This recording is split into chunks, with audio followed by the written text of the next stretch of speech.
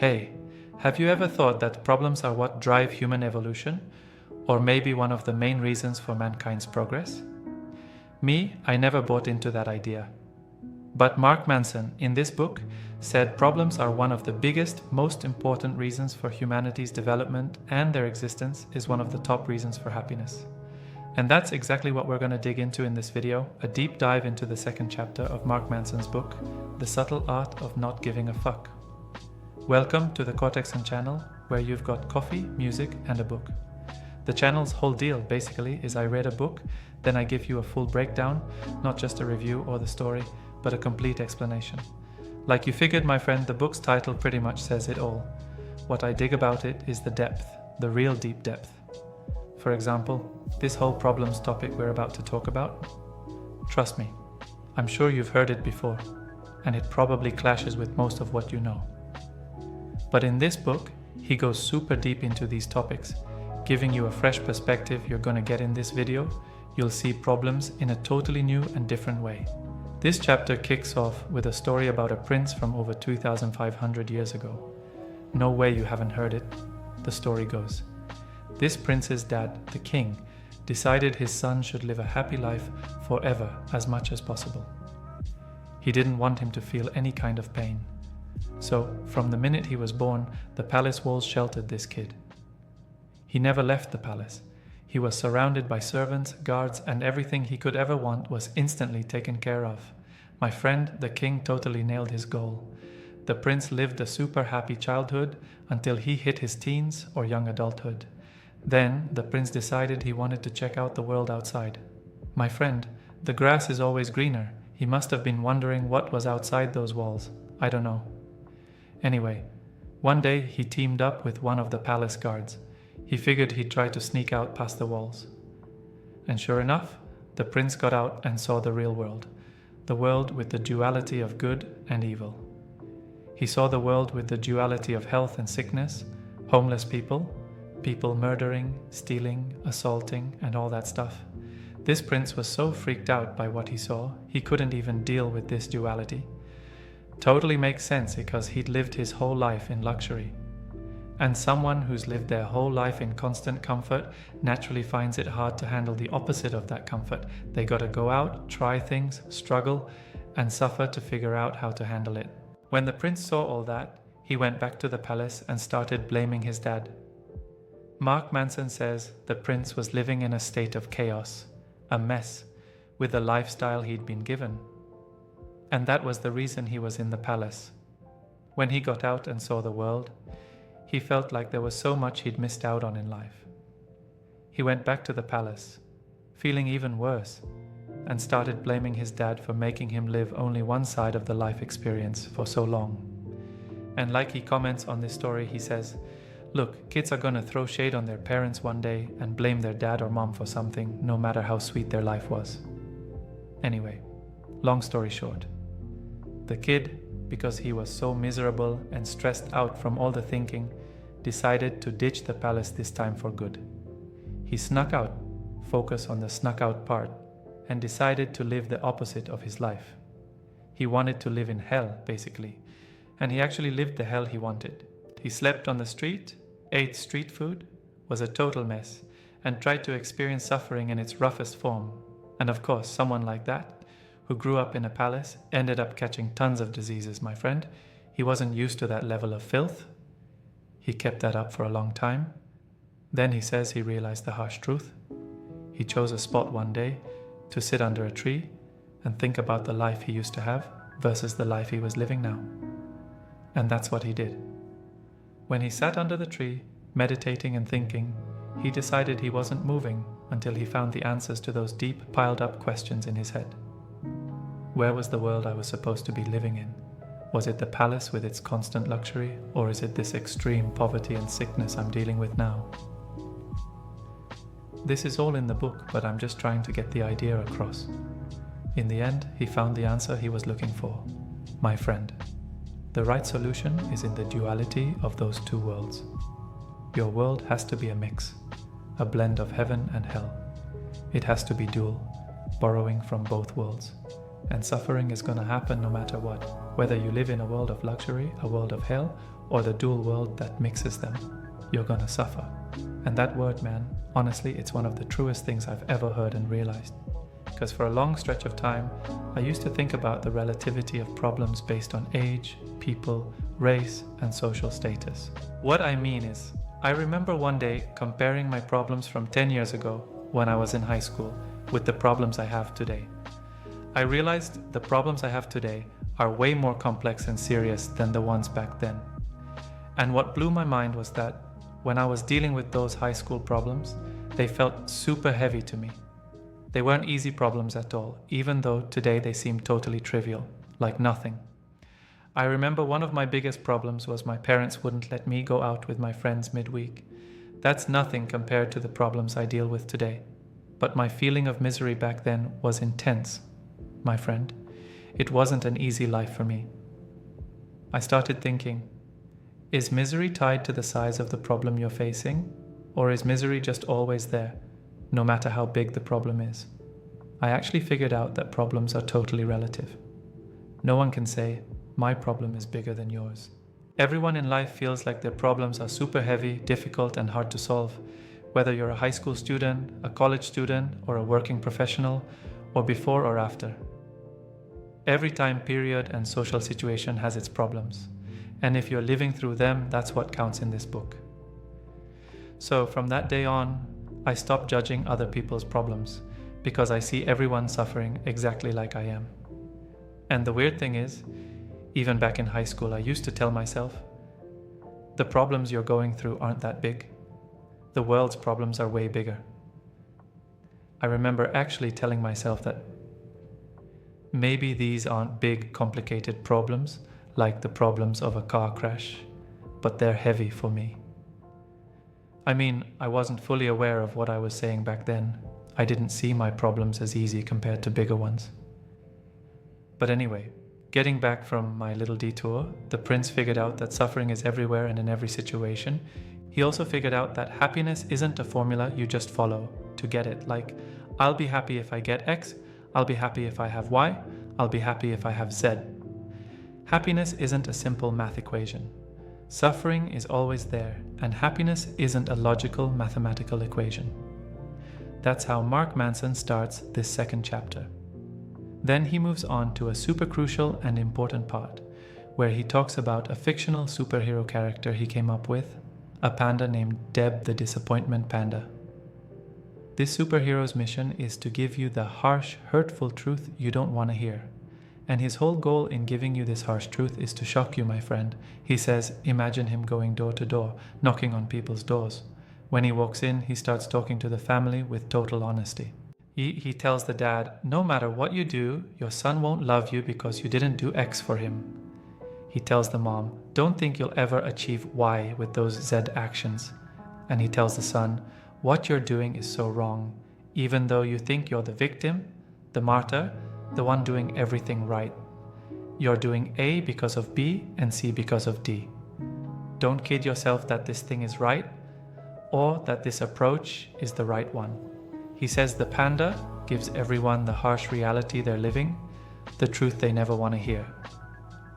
Like, for example, he might go into someone who deep down knows they can't achieve something, say, becoming a world-class pianist. They know deep down they can't make it, they lack the skills to be great. Yet, they've wasted years trying to learn the piano, but they haven't even learned it right or put in the right effort. He says that's someone living in a state of illogical unreality, like someone who says, I'm full of positive energy and positive thinking, and I can make $1 billion in a month or two. Dude, no way, man. Life ain't like that. The truth isn't just a logic in your head that tells you, yeah, you can make $1 billion in a month if you do A, B, and C. But there's a reality you have to live. It's like your logic tells you, you can fly if you strap on wings. That's theoretically correct information, but it doesn't work in real life. He says Deb the panda comes in, slams them with the harsh, glaring truth, and says, dude, you're wasting your time, and deep down you know you're wasting it. You're trying to convince yourself that what you're doing will work, but it won't. Come on, man. He says we don't need a superhero like this panda to tell us the truths hidden deep inside us, the ones we try to ignore but are still there, and who speaks to us about them super directly. He says, it's true, none of us want Deb the panda, but we desperately need him. You don't want to go to the doctor's office or the hospital, but you need to visit them, my friend. He shares that movie that doesn't have a hero, and he says, that movie made me really sad, but it was important for you guys because it felt real, like a real life movie. So he says, allow me now, if you don't mind, to play the role of Deb the panda and start dropping those harsh truths that you rarely hear from anyone else. The part I talked about that I'm obsessed with, the one I have to read every morning.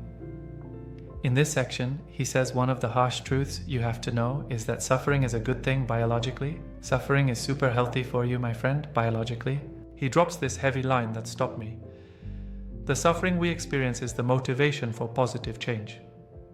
When you're going through suffering in some way, that suffering is what pushes you toward making things better. My friend, that line is heavy, so heavy. When you're struggling financially, that pushes you to improve your money situation, look for extra income, or find a higher paying job. When you're struggling socially, you look for a life partner or friends to fill that emotional void. When you're struggling physically with something, you try as hard as you can to improve your life to live better. Any suffering you go through in life is the fuel that pushes you toward positive change and improvement. Wow, just wow. What depth, what a new perspective. He says that's why, no matter what situation a person lives in, constant luxury, deadly hell, or a mixed state, humans are never satisfied, never get tired of improving, developing, advancing, and adding more. They always seek change for the better. The billionaire who lives in 100 different luxuries isn't satisfied or content. He always craves better and more. No matter what your current situation is, you won't be happy with it or stay put. You'll look for better and nicer things. And that's why all humans suffer in every aspect of their lives. He says this setup is one of God's greatest blessings on us. It ensures humanity keeps advancing and developing. He gives the example of the physical, biological pain a person feels when they stub their toe. God forbid, and I think we've all been there. You hit your foot on the corner of the table and you start screaming from the pain. He says you might even curse the table, even though it's an object that doesn't understand, feel, or realize anything, and it's just sitting there. He says, this pain, even though it's hurtful, ugly, and feels bad, is what makes you know where to walk and where not to. This pain is what makes you avoid hitting the table in the future, and maybe even makes you change all the furniture in the room so that never happens again. That is seriously deep. I'm someone who gets serious stomach pain from hunger. If I went to the hospital to get some internal organs removed, I'd say, that's not normal every day. Why do humans even get hungry? Just eat. If my stomach didn't hurt, how would I know I was hungry and needed to eat? No kidding. That's what happened. Since then, whenever my stomach hurts from hunger, I say, thank God for this feeling. And I love that the coffee is gone. And I say, thank God for this feeling, because some people have nerve cell problems and can't feel pain from being hit, from the cold, or from being burned. If that person accidentally put their hand on a fire or touched a super hot object, they'd burn up and maybe even lose their hand. The reason is they can't feel pain, and the feeling of pain, my friend, is important and beautiful. Man, what a fresh, powerful perspective on philosophical topics. He says suffering pushes you toward improvement and positive change, and pain makes you avoid the same experiences in the future. Doesn't that remind you, my friend, of memories? Even though it's a little different, it's kind of similar. I wrote an article on Twitter saying I always used to wish there was a way to wipe out bad memories and remove all the painful experiences I remember, but then I figured out that their existence is super important, and having those painful experiences in my memory and the people who hurt me is what makes me avoid those mistakes in the future. Just think about it. Go back and live through the painful and bad experiences again.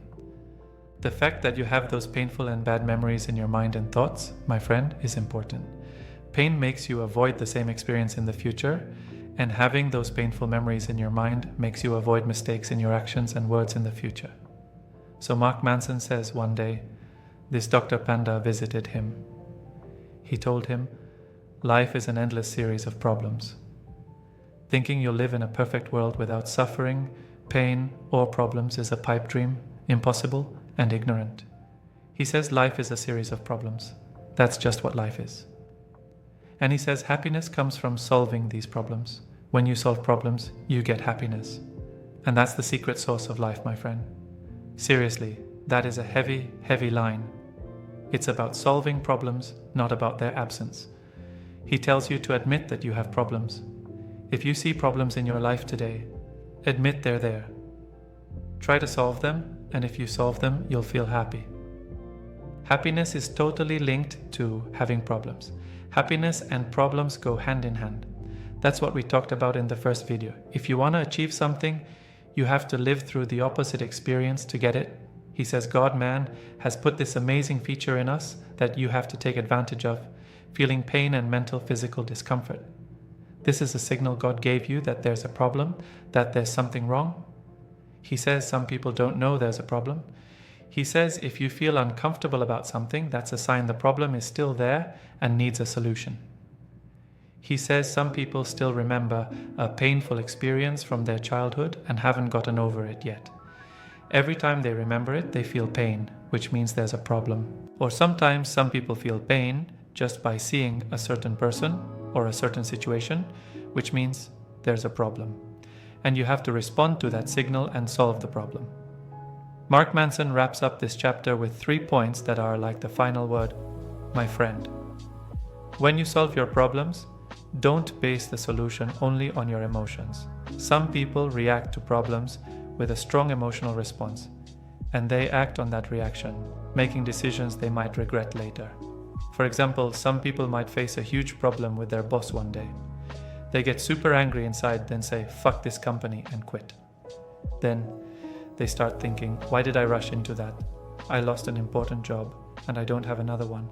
My decision wasn't right. Their decision came from an emotional reaction. Some people get cut off while driving, get super mad, and follow the person, and end up either arrested or jailed because of an accident where they hit the other guy, attacked him, or caused someone's death, or whatever. A decision they regret later, and we've heard so many stories like that. He says all those problems come from only emotional reactions. You have to have logical analysis along with the emotion. So when you're solving your problems, think logically as much as you think emotionally.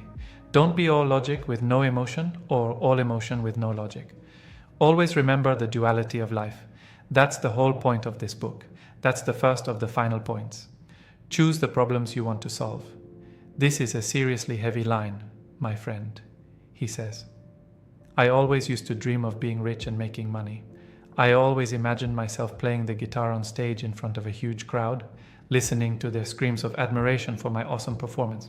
He says he spent a lot of his life trying to learn the guitar and practiced, but unfortunately he ended up giving up because he never reached the level he wanted.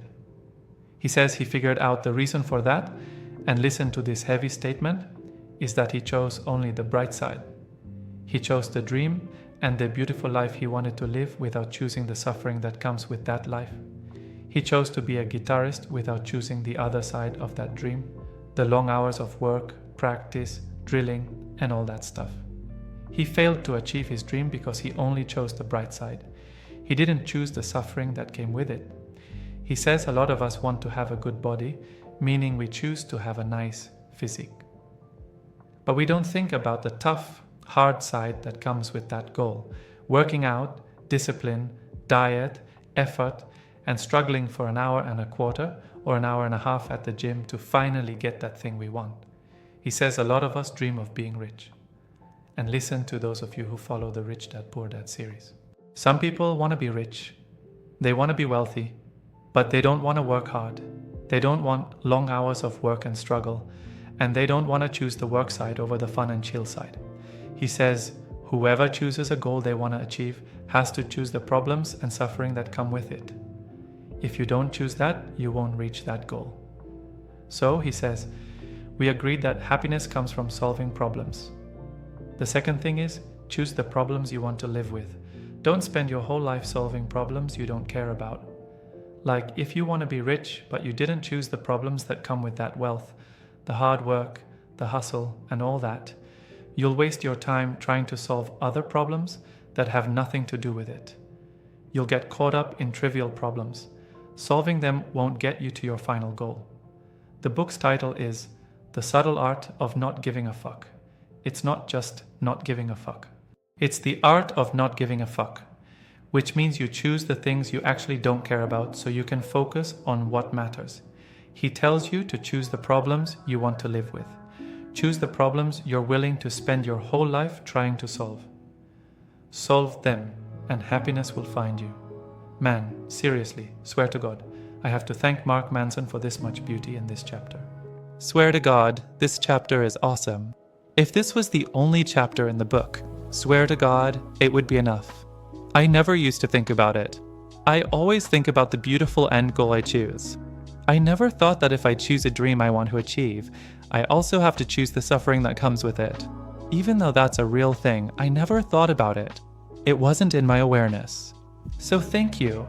This is the line I want to end this video with. If you choose a dream or a situation you want to live in, whether today or in the future, always remember to choose the parallel situation, the difficulties, the problems, and the obstacles that come with it. If you choose to be rich, you have to choose the long hours and the hard work. If you choose to be a very happy person in your relationships with people, family, friends, partner, children, and so on, you have to choose education, reading, self-development, and the art of human relationships. Every path you choose to walk down, you have to choose the difficulties and struggles that come with it. Always remember the side we often forget and avoid thinking about. That wraps up the second chapter of the subtle art of not giving a fuck in this video. I'll be looking forward to finishing the third chapter and explaining it to you in the next video, God willing. Tell me what you think about this chapter. Honestly, I loved it a lot. I really want to hear your opinion. Is it a strong chapter or not? If you liked this info and the effort in this video, and you know someone who could use it, share it with them. Let them benefit. And don't forget to follow me on social media. The links are in the description. Your like will help this content reach a bigger audience. That's it for today's dose of caffeine, my friend. Until I see you next week, God willing, with an even better and more awesome dose. Thanks for listening, and thanks for your priceless time.